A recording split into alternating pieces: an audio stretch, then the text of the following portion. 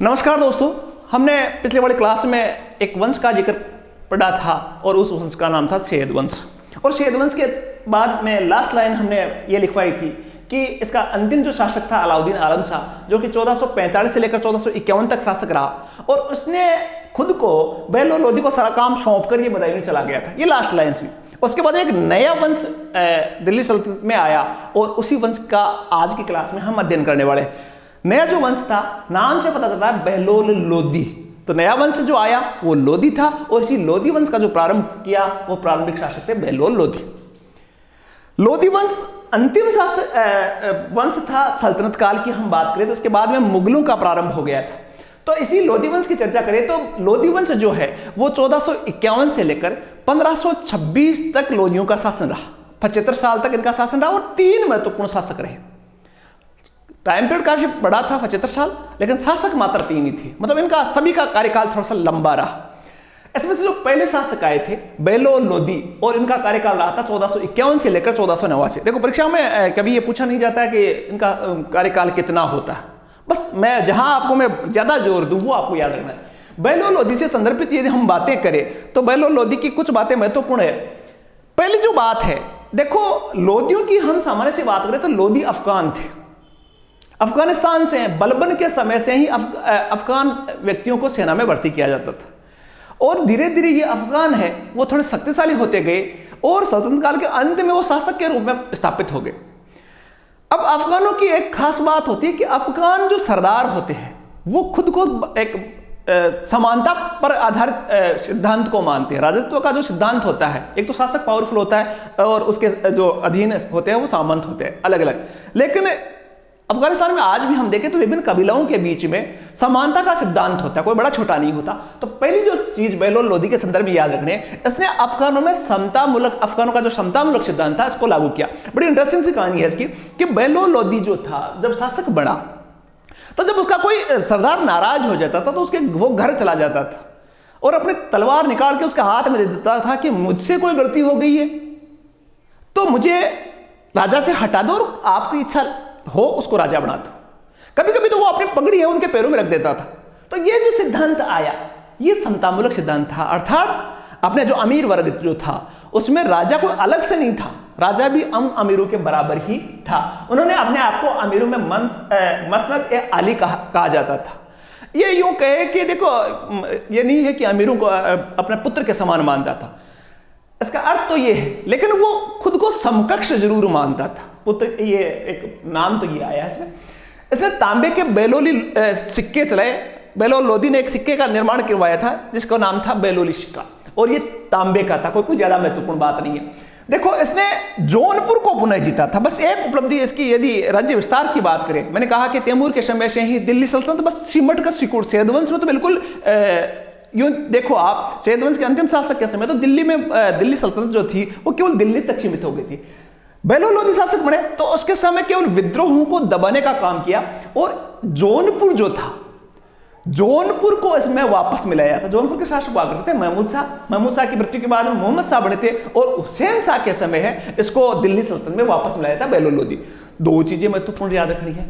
एक तो लोदियों का राजत्व सिद्धांत देखा जाए तो बेलोल लोदी का राजत्व सिद्धांत अलग था और सिकंदर लोदी और इब्राहिम लोदी का राजत्व सिद्धांत अलग था। यदि आपसे कई बड़ी एग्जाम में पूछा जाए कि लोदी वंश में राजत्व सिद्धांत का वर्णन करो तो आपको बेलोल लोदी का जो लिखना है वो तो समतामूलक सिद्धांत था। ये तो जो बेलोल लोदी शासक थे तो वो खुद सिंहासन पे ही नहीं बैठते थे, नीचे जाजम बिछा के उनके साथ में बैठता था, अमीरों के साथ में। बाकी इब्राहिम लोदी और सिकंदर लोदी सिंहासन पर बैठते थे तो उनका राजत्व सिद्धांत अलग था, पहली बात। और दूसरा, उन्होंने एक सिक्का चलाया था जिसको बोलते हैं बेलोली सिक्का, तांबे का था। दूसरी बात, दूसरे शासक की हम बात करें तो सिकंदर लोदी। देखो इसमें एक और बात ध्यान रखना आप, जो बेलोल लोदी थे वो देखो 1451 में शासक बने और 1489 तक शासक रहे। कितने साल शासक रहे? 38 साल, 38। मुझे वीडियो में कमेंट करके बताना, दिल्ली सल्तनत के शुरुआत के वीडियो से आपने इनको पढ़ा, क्या कोई ऐसा शासक था जो इससे ज्यादा समय तक शासक रहा? 38 साल किसी का कार्यकाल रहा। हो सकता है ये आपको उत्तर में मिले कि हो सकता है, ये आपके लिए छोड़ रहा हूं मैं, हो सकता है कि 38 साल इससे पहले सल्तनत काल में किसी शासक ने इतना लंबे समय तक शासक रहा कि नहीं रहा, ये कमेंट करके मुझे बताना। दूसरे जो शासक बने, दूसरे शासक का नाम था सिकंदर लोदी। लोदी वंश का जहां से सबसे ज्यादा सवाल पूछे जाते हैं वो था सिकंदर लोदी। और सिकंदर लोदी के समय ही लोदियों का जो शासन था उसका सबसे ज्यादा विस्तार हुआ था। सिकंदर लोदी 1489 में शासक बने और 1517 तक ये शासक रहे। इनकी क्या उपलब्धियां थी? दूसरी बात मैंने पहले ही बता दी, इससे सुल्तानों की पद को पुनः स्थापित किया। देखो बेलोर लोदी था, वो तो खुद को बराबर मानता था बस अमीरों के बराबर, लेकिन इसने ये कोशिश की कि भाई शासक तो शासक होता है, शासक का कोई सगा संबंध नहीं है, भाई मैं तो शासक तो अलग ही होता है। और बाकी इन्होंने ये परंपराएं चालू की कि जैसे दरबार में कोई आए तो वो झुककर उसको सलाम करना जरूरी हो गया था। तो इससे कुछ नाराज भी हुए अमीर, लेकिन इसने कोशिश की कि सुल्तान का पद जो है वो सबसे ऊपर है। राजत्व तो सिद्धांत अलग था। 1584 में मोस्ट जो बात है, 1504 में इन्होंने आगरा शहर का निर्माण करवाया और इसी को बाद में लोदियों ने अपनी राजधानी बनाया था। 1504 में, मोस्ट याद रख लेना, 1504 में सिकंदर लोदी ने एक शहर का निर्माण करवाया और उस शहर का नाम था आगरा। मुगल काल में भी इसको पढ़ोगे, आगरा बहुत महत्वपूर्ण रहा। और सिकंदर लोदी ने इसको आगरा की स्थापना करने का मुख्य उद्देश्य था, एक तो दोआब जो क्षेत्र था, जो संपन्न क्षेत्र था, उस पर नियंत्रण करना, और दूसरी तरफ दिल्ली पर राजपूतों का दबाव, उस समय राजस्थान के जो राजपूत शासक थे उनका दबाव बढ़ता जा रहा था। इन दोनों को काउंटर करने के लिए 1504 में आगरा शहर की स्थापना की। काफी बार सवाल आया हुआ। एक उन्होंने सिकंदरी गज का निर्माण करवाया था। यह जमीन नापने का था, इसमें 39 खाने हुआ करते थे और यह काफी पॉपुलर रहा और अकबर के समय तक यह चलता था। सिकंदर लोदी की ये बात करें तो सिकंदरी गज जो था इसका निर्माण इनके समय हुआ और यह जमीन मापने के लिए काफी लंबे समय तक, अकबर के समय तक कामयाब। इसने खुम्स में हिस्सा नहीं लिया। इसका जिक्र बार बार आता है जब भी कोई शासक बनता है, तो कई बार खुम्स का हिस्सा 20% होता है, कई बार कोई शासक होता है 80% कर देता है, लेकिन इसने खुम्स में हिस्सा नहीं लिया। अनाज से चुंगी कर समाप्त किया, यह भी अच्छी बात थी। और जो मोस्ट बात थी ये यहां देखना आप, कई बार सवाल पूछा गया है, ये गुलरुखी नाम से कविताएं लिखता था। सिकंदर लोदी बड़ा कवियों का बड़ा सम्मान करता था और खुद एक कवि था और एक गुलरुखी नाम से खुद ये कविताएं लिखता था। सिकंदर लोदी के बारे में तो कहा जाता है कि वो शाम को 8-10 बजने के बाद में जब अपने खाट पे सोता था तो उसके आसपास 70-80 आदमियों की जमघट लगी रहती थी, जिसमें कवि होते थे, गाने बजाने वाले होते थे, सारी की जमघट लगी रहती थी और विद्वानों से चर्चाएं वो करता था। तो ये खुद भी एक लेखक था, कवि था और इन्होंने गुलरुखी नाम से कविताएं लिखी थी। मोस्ट है, काफी बार सवाल आया हुआ है। शहनाई इसका पसंदीदा वाद्य यंत्र था। अब क्यों था, क्या था, ये आपको याद रखना। बस शहनाई इसका पसंदीदा वाद्य यंत्र था। और सिकंदर लोदी के बारे में मैंने बताया था कि ये एक हिंदू माँ का बेटा था। इसकी माँ थी वो सुनार की पुत्री थी, ये भी याद रखने वाली बात है। सिकंदर लोदी की 2-3 बातें और मैं बताऊं आपको।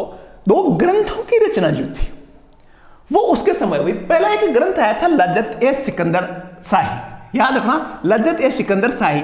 ये क्या था कि संगीत ग्रंथों का फारसी अनुवाद था। थोड़ी सी ध्यान देना इस बात को।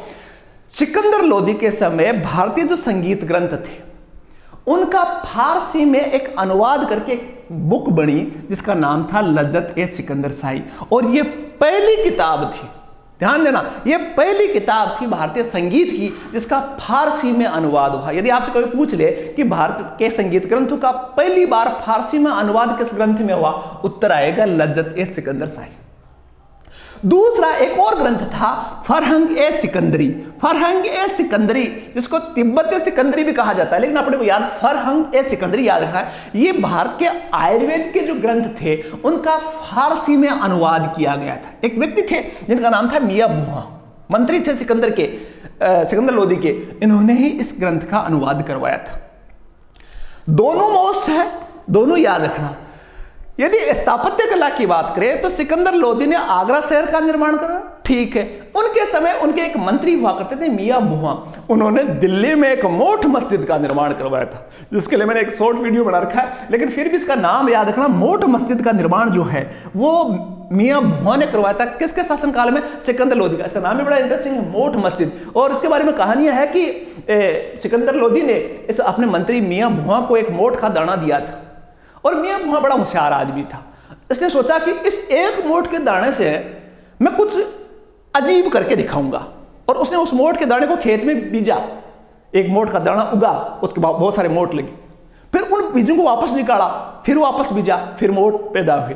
इस प्रकार कुछ समय के बाद में उसने मोठ बहुत ज्यादा पैदा कर दिया और उन मोठों को बेचकर एक मस्जिद का निर्माण करवाया जिसको मोठ मस्जिद कहते हैं। एक कहानी ये भी चलती है।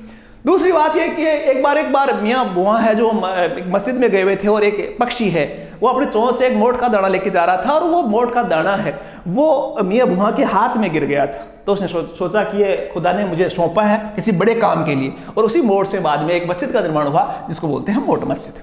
सिकंदर लोधी की मोठ मस्जिद अपने को याद रखनी, आगरा का निर्माण आपने याद रखना है, सिकंदर गज का याद रखना है, और 2 ग्रंथ जो है ये आपको याद रखना है। नेक्स्ट हम बात करें तो देखो लास्ट वाले जो शासक थे इब्राहिम लोधी, अंतिम शासक, सल्तनत काल के अंतिम शासक और अंतिम शासक के साथ साथ युद्ध क्षेत्र में शहीद होने वाले पहले शासक। अभी तक मैंने किसी शासक के बारे में यह नहीं बताया कि वो युद्ध लड़ता हुआ वीरगति को प्राप्त हो गया, केवल इब्राहिम लोधी का जिक्र आएगा। देखो इब्राहिम लोधी के बारे में अपने को ज्यादा कुछ याद नहीं रखना है। अब जब मुगल शासन की स्थापना होगी, बाबर भारत में आएगा, बाबर के बारे में हम पढ़ेंगे, तो बाबर का जो युद्ध है, देखो इसके चाचा थे आलम खान लोधी और पंजाब के गवर्नर हुआ करते थे दौलत खान लोधी। ये दोनों इब्राहिम लोधी से नाराज थे और इन्होंने बाबर को भारत पर आक्रमण के लिए उकसाया था। उधर राजस्थान में राणा सांगा भी थे और राणा सांगा के बारे में कहा जाता है कि उन्होंने भी बाबर को आमंत्रित किया था। और इसी पानीपत के प्रथम युद्ध में बाद में बाबर आया और बाबर आने के बाद में पानीपत का प्रथम युद्ध हुआ 21 अप्रैल 1526 को, और इसमें युद्ध लड़ता हुआ वीरगति को प्राप्त हुआ। इसके बारे में डिटेल से पानीपत का जो प्रथम युद्ध है इसके बारे में डिटेल से हम पढ़ेंगे बाबर वाले लेसन में। इसके अलावा राणा सांगा से भी 2 युद्ध हुए थे, राजस्थान हिस्ट्री में बहुत बड़े महत्वपूर्ण है और राजस्थान हिस्ट्री में मैंने पढ़ाया भी है।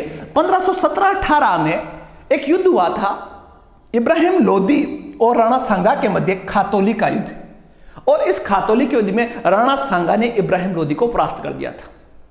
ठीक है जी, बूंदी में पड़ता है। एक है बाड़ी का युद्ध जिसको धौलपुर का युद्ध भी कहते हैं, 1518-19 में अलग अलग किताबों में अलग अलग आता है, 1518 भी लिखा आता है, 19 भी लिखा आता है। तो इस बाड़ी के युद्ध में भी राणा सांगा ने इब्राहिम लोधी की सेना जिसका नेतृत्व कर रहे थे मियां हुसैन फरमुली और मियां मक्खन, इसके नेतृत्व में सेना भेजी थी और इसको भी राणा सांगा ने हराया था। ये राजस्थान हिस्ट्री में आपको डिटेल से पढ़ने को मिलेगा, राणा सांगा वाला लेसन में मैंने पढ़ाया आपको। तो ये दोनों सेनापतियों को इब्राहिम लोधी की जो सेना थी उसको राणा सांगा ने हराया था। 2 युद्धों में राणा सांगा ने हराया और तीसरे और अंतिम युद्ध में पानीपत का जो प्रथम युद्ध हुआ 21 अप्रैल 1526 को, इस युद्ध में इब्राहिम लोधी खुद लड़ता हुआ मारा गया और भारत में एक नई सत्ता की स्थापना हुई और वो थी मुगल सत्ता और बाबर का आगमन हुआ। अब देखो सल्तनत काल को हमने 1206 से स्टार्ट किया था और 1206 से स्टार्ट करते करते 1526 का काल आ गया और 1526 तक जितने भी वंश आए उनके शासकों की डिटेल से हमने पढ़ाई। अब इसके अलावा जो सल्तनत काल के बारे में कला और साहित्य का जो पक्ष है उसके लिए अलग से एक क्लास आएगी। एक क्लास में कोशिश करूंगा कि एक क्लास में ये कंप्लीट हो जाए, कला साहित्य विज्ञान ये सारे जो विषय है वो एक क्लास में कंप्लीट करने की कोशिश करेंगे। उसके बाद में मुगल काल के बारे में हम डिटेल से पढ़ेंगे। एक सवाल पूछा था मैंने, सल्तनत काल के में ऐसा कौन सा शासक था जिसका कार्यकाल जो था वो सबसे लंबा रहा? कमेंट करके जरूर बताना। नई क्लास में हम फिर बात करेंगे सल्तनत काल की कला, स्थापत्य कला, साहित्य, सारी की सारी जो डिटेल है उसके बारे में। कुछ सोर्स भी इससे संबंधित आ रहे हैं तो उनको भी आप चैनल पे जाके देख सकते हो। क्लास कैसी लगी कमेंट करके जरूर बताना। नई क्लास में फिर मिलेंगे, तब तक के लिए धन्यवाद। जय हिंद।